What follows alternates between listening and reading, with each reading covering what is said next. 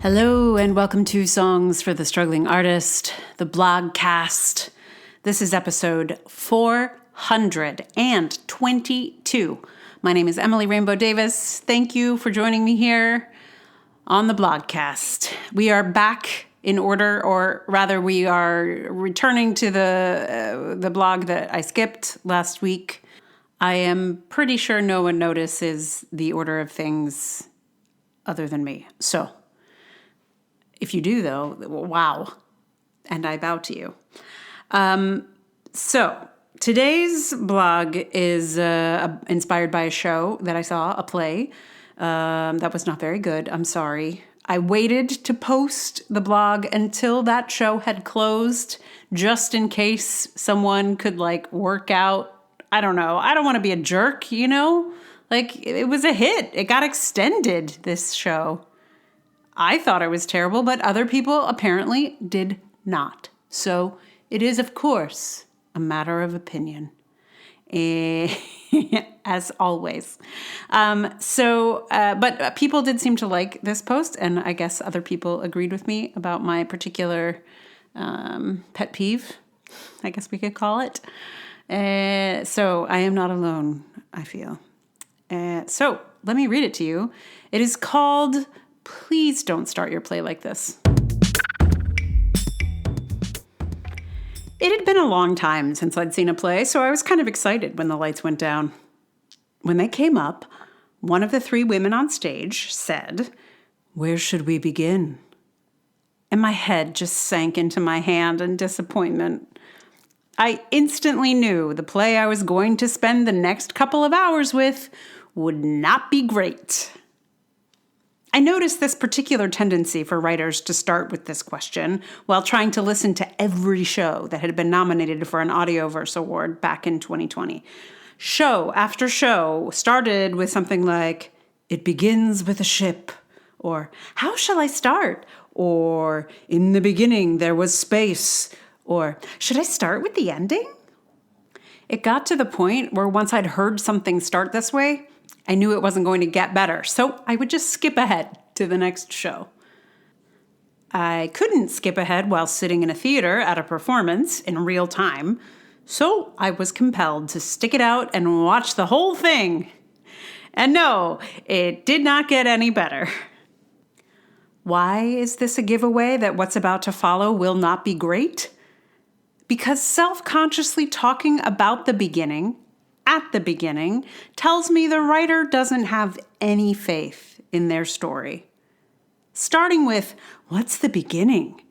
is like showing your work in a math problem, but less interesting. It's perfectly fine in your first draft to wonder what the beginning is. We all wonder where to start when staring at a blank page. But a writer with skill will not put an audience through that moment in their process. A writer with skill will throw the audience right into the action or experience. Here are some extraordinary first lines. "Who's there?" from Hamlet. "One of those no-neck monsters hit me with a hot buttered biscuit, so I have to change," from Cat on a Hot Tin Roof. "Why do you always wear black?" from the Seagull. Watch me close now." Top Dog Underdog. "So, Mom took off for Alaska, huh?" from True West. "Hide the Christmas tree carefully, Helen," from A Doll's House. "So I said to Howard, 'What do you expect me to do? Stay home and darn your socks?' from The Women. Again, step, kick, leap, kick, touch, from a chorus line. "I've shat in better places than this," from Blasted. Even Our Town doesn't ask where to begin. It just tells you, this play is called Our Town, which, while it seems like it could be dull, is actually exciting, and that most plays don't announce themselves as a play like that. What you'll notice about most of these first lines is that they inspire some sense of wondering, some hint of what's to come, the tastiest morsel of what you're about to see. This is why a beginning that announces that it is the beginning is just basically stalling. It doesn't tell us anything except that the writer didn't know what to write at first. I mean, you don't need to tell us this is the beginning. We're in the room. We know it's starting. And we want to know we're in good hands for the journey. If a pilot got on the plane's PA system and said, "Let's figure out how to get this thing off the ground, shall we?" You'd be pretty nervous for the flight you're about to go on. A writer wondering how to start their story is like a pilot wondering how to fly the plane. We came here because we thought you'd know how to do it. We want to have faith that you can tell the story. And hot tip, starting in the middle will be a lot more exciting than the beginning. Write the beginning, if you have to. Heck, write "It begins on the shore" if you want, or even "Where should we begin?" Write and write and write, and then, when you've arrived at the good part, go back and cut it until you can start somewhere with some oomph. Do I have all the answers? No one does. But I do know that nothing will make me lose hope for my theater-going experience more than someone wondering how to start. You can write what you want, but if I can skip it, I will. So despite the fact that I know where these are going, and I know that I am going to be reading whatever I set down later, I was not prepared for all the first lines when they suddenly were in front of me. I was like, oh, I guess I got some acting to do. It was a good time. So, yeah, and another thing about those, I'm such a Shakespeare dork that I was like, okay, so when I sort of initially wrote the piece, all of the first lines were Shakespeare because those are the only ones that I can call to mind aside from maybe the line from the seagull. But otherwise, pretty much it's just 100% Shakespeare. I was like, that's not going to make my point. Oh, gee, no one's Shakespeare? What a surprise. So I had to go on a little search for great first lines. And I feel like I might end up writing a piece about this, but what I discovered was so I just wrote down a whole list. There are a few quizzes, match the first line to the show. And I didn't do as well in those as I would have hoped. But I made an initial, list of great first lines. And then as I was getting ready to publish, I realized there was only, I think, one play by a woman in the list.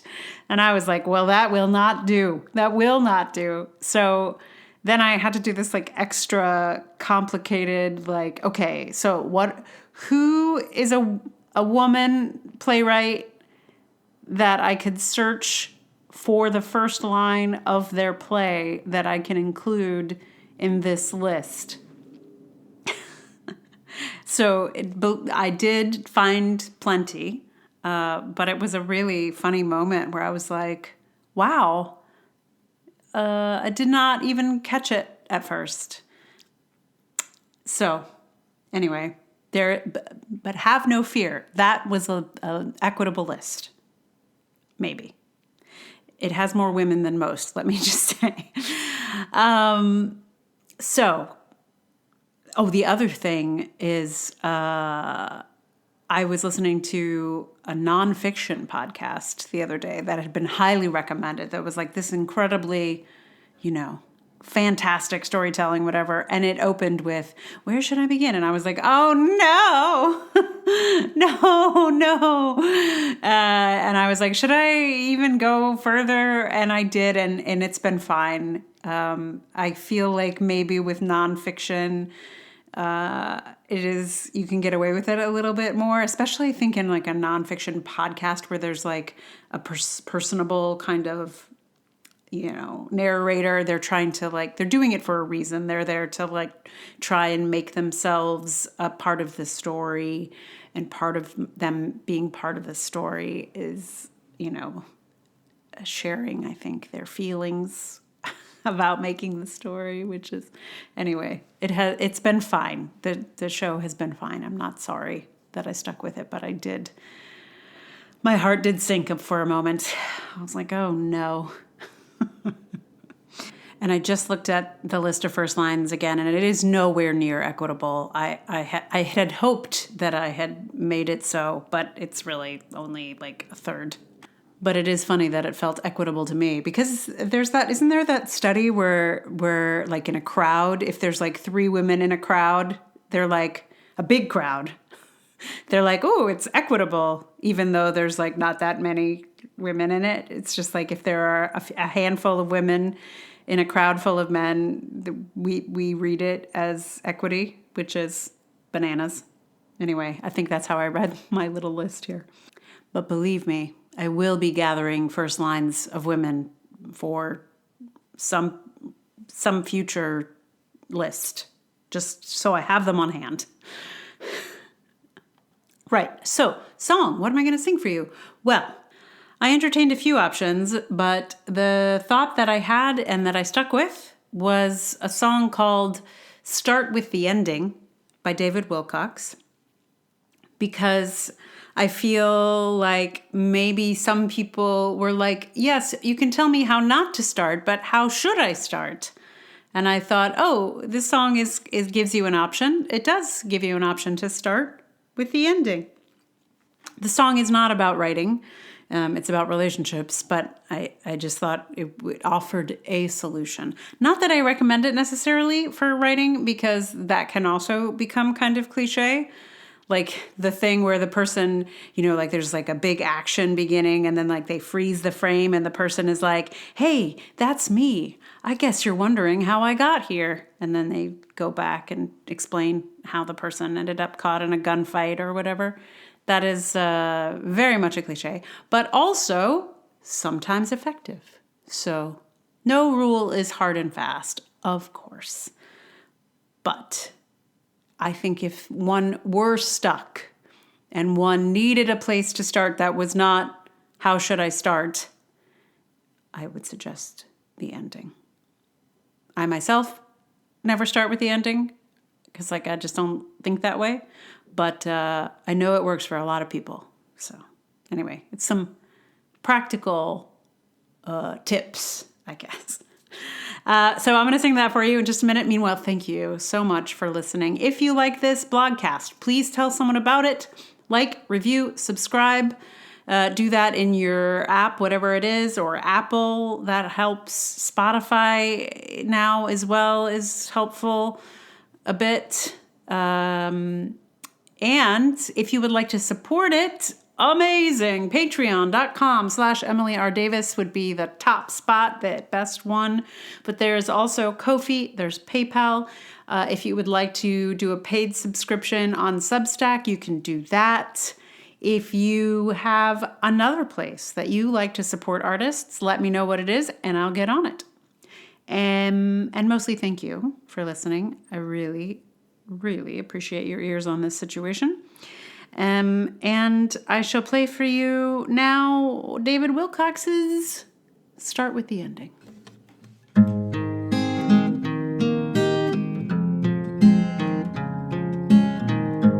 Secret of a happy marriage. Maybe you should write this down. You want to keep a love together. Best way is to end it now.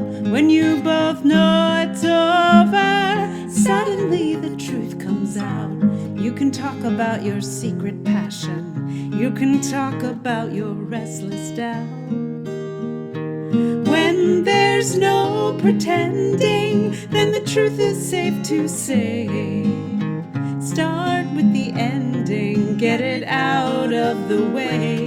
Now there's no defending, because no one has to win. Start with the ending, it's the best way to begin.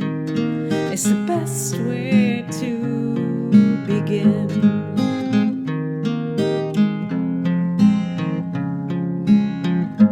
After you have both decided you were missing something that you need, the ways that you were too short-sighted get easier for you to see. After all the expectations shatter on the kitchen floor, you just see another human suffering and wonder what the war was for. When there's no pretending, then the truth is safe to say. Start with the ending, get it out of the way. Now there's no defending, because no one has to win. Start with the ending, it's the best way to begin. It's the best way, it's the best way to begin. It's the best way. Happy anniversary, darling. We go back a long, long time. I think about our lives together. So grateful you are here in mine. And I know you'll keep on changing, moving in this dance with me. I love the way we embrace the future and keep the past a memory. So there's no defending that the old ways could remain. We start with the ending and things will never be the same. But now there's no defending, so that no one has to win. Start with the ending, it's the best way to begin. It's the best way, it's the best way to begin. It's the best way, it's the best way to begin.